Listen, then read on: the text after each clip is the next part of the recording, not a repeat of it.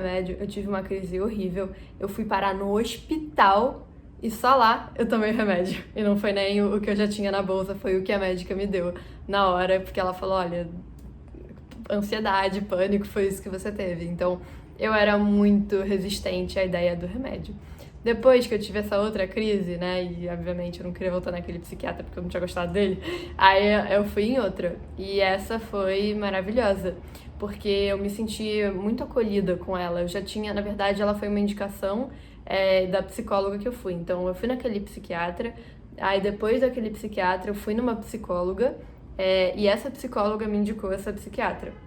E essa psiquiatra, ela foi muito boa pra mim, porque ela me explicou que o remédio, o que ele ia fazer, né, ele não ia... Ele me explicou exatamente o que ele ia fazer no meu corpo. Então, eu gosto disso, eu gosto de entender os detalhes, a parte fisiológica das coisas, eu gosto de entender como algo funciona. E quando ela me explicou como que o remédio ia funcionar, já me deu uma tranquilidade e eu comecei a entender que o remédio, ele fazia sentido. Por quê? Porque o que ele faria no meu corpo, de fato, me ajudaria a ficar melhor, que era uma coisa que eu não estava conseguindo fazer sozinha.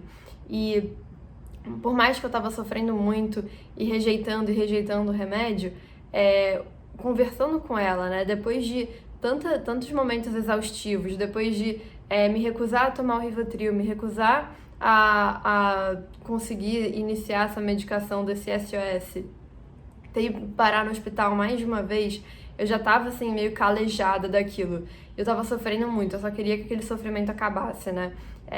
E aí, basicamente, quando ela falou de novo, né, olha, o melhor caminho é você realmente iniciar um tratamento com uma medicação contínua, aí eu vi, nossa, então eu piorei desde a vez que eu fui naquele outro psiquiatra. Ou eles têm opiniões diferentes, mas talvez eu realmente tivesse piorado, porque antes ele tinha falado que o SOS daria conta, e agora ela tinha falado, olha, não só você tem que ter o SOS no momento da crise, como você tem que iniciar um tratamento contínuo.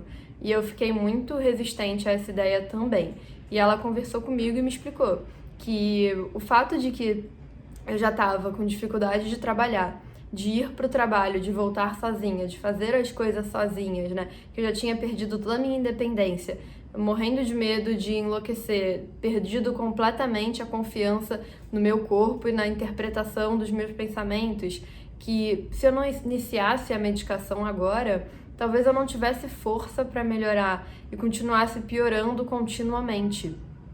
E essa coisa de piorar continuamente mexeu muito comigo, né? Porque aí eu entendi, putz, o que é piorar disso, né? Se eu já tô sem conseguir sair de casa, sem conseguir trabalhar, o que é piorar? É não sair da cama, né? E ela até falou, olha,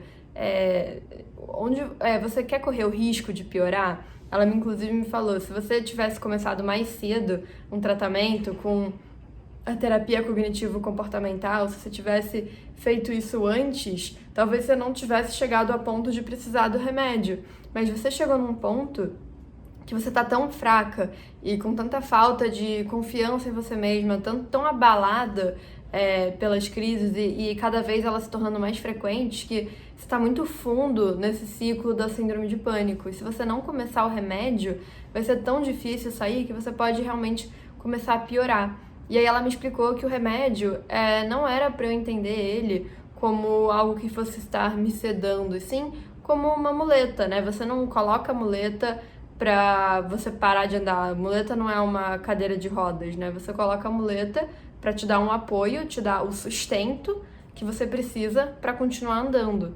E era isso que ela tava me explicando. Eu precisava dessa muleta. Eu precisava de um mínimo sustento, uma mínima folga ali, um respiro, para que eu conseguisse ter a saúde mental necessária para iniciar a parte cognitiva da terapia. Como assim, Jéssica?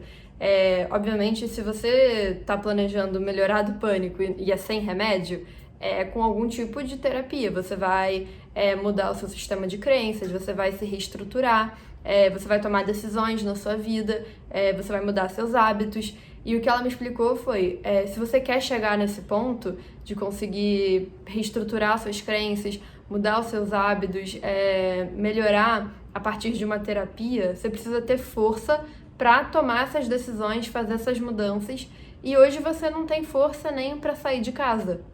E foi aí que eu entendi a importância do remédio e aceitei, tá bom, eu preciso. Mas aí veio um outro baque, que foi quando ela me falou que o remédio que eu tomaria era um antidepressivo.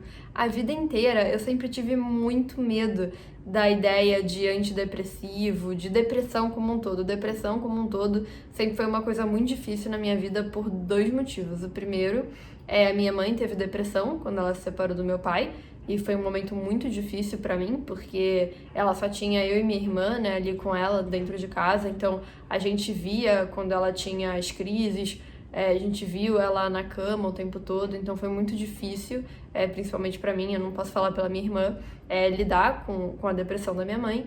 E o segundo motivo, eu conheço algumas pessoas que eu perdi para o suicídio e outras que tentaram também, mas depois, graças a Deus, se recuperaram.